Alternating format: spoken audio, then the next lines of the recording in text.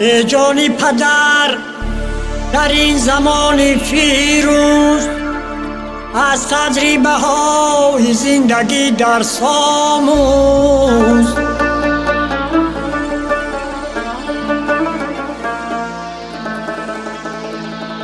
بیهوده کسی را سخنی زیش مگوی، دست از نظری حقارت آمیز بدوز.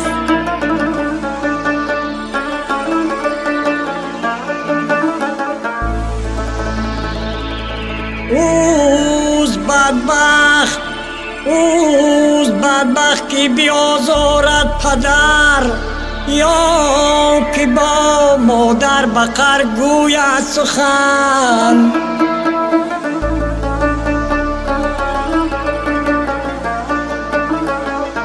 در جهان البته او رسوا شود، دری دوزخ برویش وا شوده.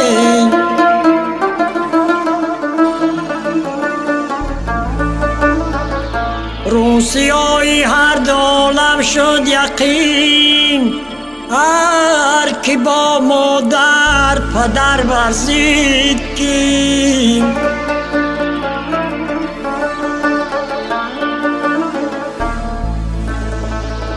در قدوم مادران باشد بهشت، در حدیث مصطفی دیدم نوشت.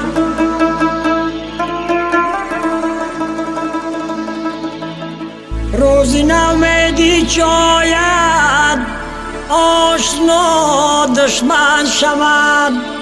غم جدا شادی جدا، دولت جدا دشمن شود.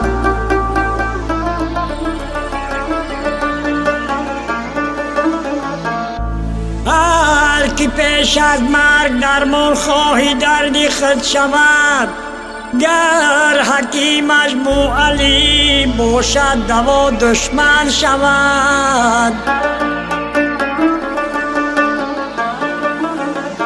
نیست مخفی در دلی ما با کسی چون دشمنی، هر کی با ما دشمن است او با خدا دشمن شود.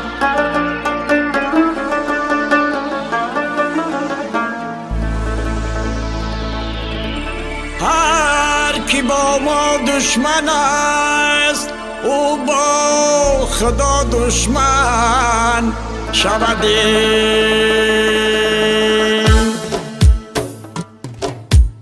ای رهنمای عالم یا مصطفی محمد، در خیلی نسلی آدم یا مصطفی محمد.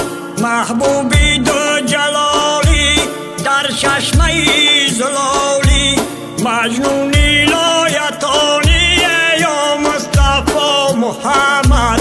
در دفتر سپاهی یا مصطفی محمد.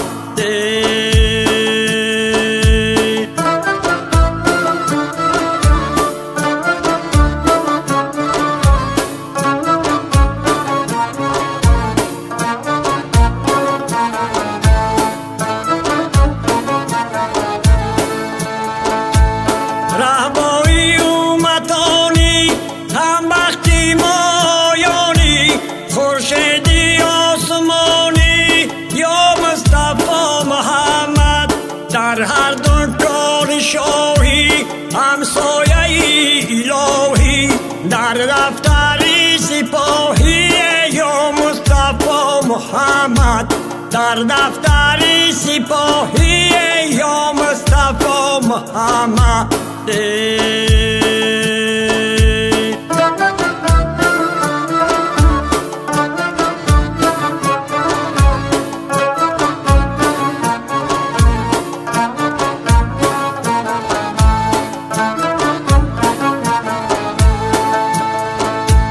عثمان ترا بدیده ای نوری هر دو دیده، آرو به حق رسیده یا مصطفی محمد. اومد دلیل حیدر با دشمن و مظفر ساقی حوض کوثر یا مصطفی محمد ساقی حوض کوثر یا مصطفی محمد